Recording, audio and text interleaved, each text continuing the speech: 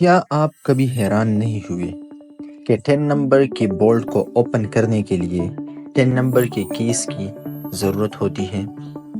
اور یہی 10 number bolt آپ دنیا کے کسی بھی کونے میں لے جاؤ، اس کو کھولنے کے لیے یا اس کو بند کرنے کے لیے 10 نمبر کیز کی ہی ضرورت ہوگی۔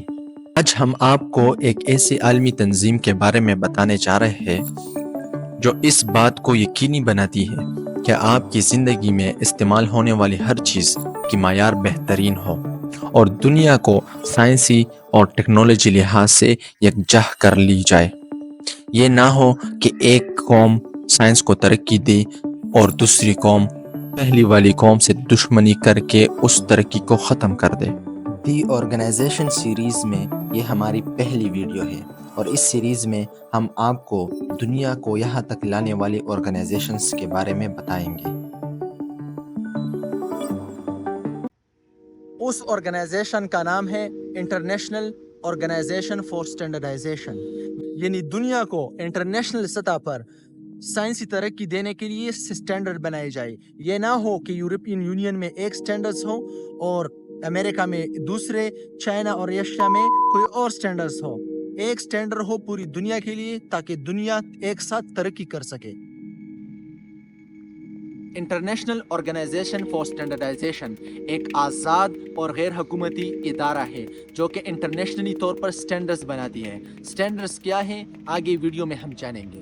Article 3 of international organization for standardization کے مطابق کوئی بھی ملک اس آرگنائزیشن کی ممبر بن سکتی ہے اور یہی ممبر کنٹریز اس آرگنائزیشن کو ریپرزینٹ کرتی ہے۔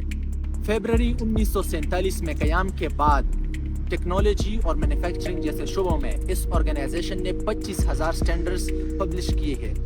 اس آرگنائزیشن کی انٹرنل سٹرکچرز 800 کمیٹیز اور سب کمیٹیز پر مشتمل ہے جو کہ ان سٹینڈرڈز کی ڈیولپمنٹ میں مدد دیتی ہے۔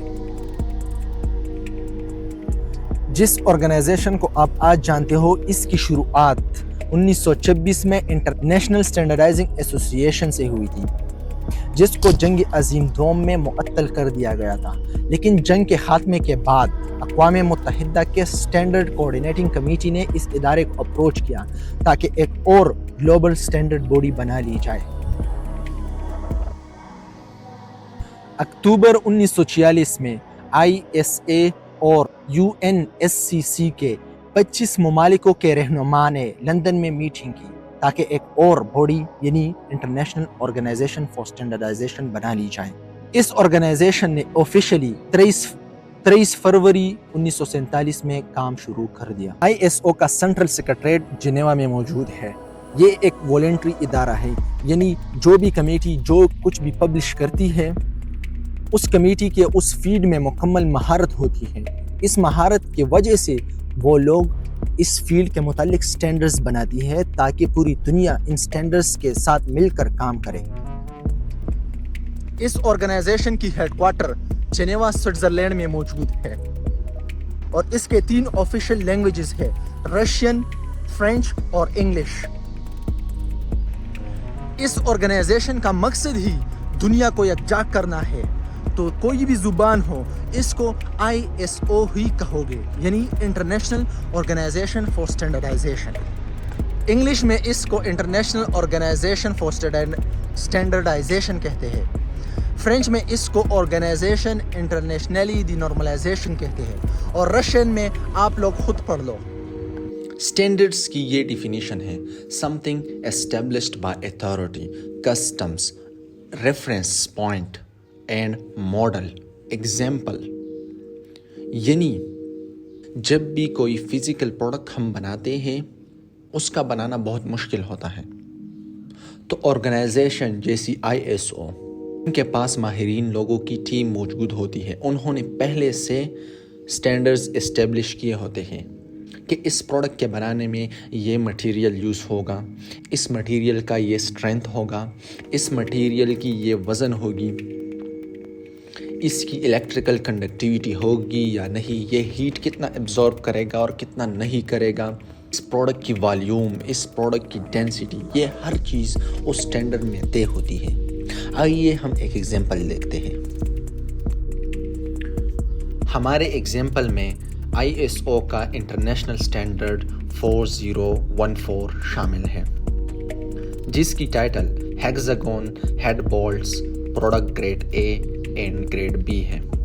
یعنی یہ اسٹینڈرڈ ہیگزاگون ہیڈ والے بولٹس یعنی نٹس کو بنانے کے لیے استعمال ہوگا۔ پروڈکٹ گریڈ A کا مطلب ہائیسٹ کوالٹی کے بولٹس بنانا ہے، اینڈ پروڈکٹ گریڈ B کا مطلب کوالٹی میں تھوڑی کمی کرنی ہے۔ یعنی نارمل کام کے لیے گریڈ B اور ہائی پریسیزن کام کے لیے جیسے راکٹس، کار مینوفیکچرنگ وغیرہ کے لیے ہم گریڈ A کے پروڈکٹ استعمال کریں گے۔ ہم آپ کو اس اسٹینڈرڈ کا PDF ڈسکرپشن میں دے دیں گے، آپ اسے ضرور پڑھیں۔ اس اسٹینڈرڈ میں ایک اور بات یہ ہے کہ یہ بولٹس کی اسکوپ بتاتی ہے، یعنی بولٹ کے ارد گرد جو تھریڈ ہوتی ہے وہ کتنے ڈائی میٹر کی ہوگی۔ اس اسٹینڈرڈ میں 1.6 ملی میٹر سے لے کر 64 ملی میٹر کے ڈائی میٹر والے تھریڈ کے بولٹ کے خصوصیات کو بیان کیا گیا ہوا ہے۔ تیسری اہم بات اس میں ڈائمینشن ہے، جو کہ بولٹ کے سائز، ڈائی میٹر، لینتھ، ہیڈ کی ڈائمینشن بیان کرتا ہے۔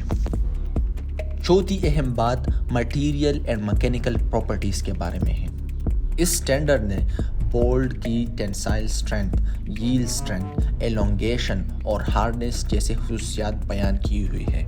یہ جو کہ انجینئرنگ ٹرمز ہیں، انجینئر ہی سمجھ سکتے ہیں، اسی لیے آپ PDF کو ضرور اپروچ کریں۔ اس اسٹینڈرڈ نے مارکنگ پر فوکس کیا ہوا ہے، یعنی مینوفیکچرر کی آئیڈینٹیفیکیشن، پراپرٹی کلاسز اور شکایات کے لیے مینوفیکچرر رابطہ دے تاکہ بولٹس میں بہتری لائی جا سکے۔ یہ ہم نے ایک چھوٹی سی اسٹینڈرڈ کی ایگزامپل دی ہے۔ یاد رہے ISO نے اب تک 25,000 تک کے قریب اسٹینڈرڈز بنائے ہیں۔ اس ادارے پر سب سے بڑی تنقید یہ ہے کہ یہ اسٹینڈرڈ فری نہیں ہے، یعنی آپ کو تقریباً $100 سے $120 ادا کرنے ہوں گے ان اسٹینڈرڈ کو پڑھنے کے لیے، سمجھنے کے لیے۔ یہ تھی دی آرگنائزیشن سیریز میں ہماری پہلی کوشش، جس میں ہم نے آپ کو انٹرنیشنل آرگنائزیشن فار اسٹینڈرڈائزیشن کے بارے میں بتایا ہے۔ اسی طرح دنیا میں ہزاروں آرگنائزیشن موجود ہے، جس کی وجہ سے آج دنیا متحد ہے، ٹیکنالوجیکلی گرو کر رہی ہے اور انسان مل کر اس دنیا کے مسائل کو حل کر رہا ہے۔ اگر آپ کہیں بھی ISO کسی بھی پروڈکٹ پر دیکھیں تو ضرور اس اسٹینڈرڈ کو سرچ کریں، اس اسٹینڈرڈ کو پڑھیں تاکہ آپ کے علم میں اضافہ ہو۔ آخر میں ہم آپ سے یہ ریکویسٹ کریں گے کہ ہمارے چینل کو سبسکرائب ضرور کریں، اس ویڈیو کو لائک کریں اور اپنے دوستوں کے ساتھ شیئر ضرور کریں۔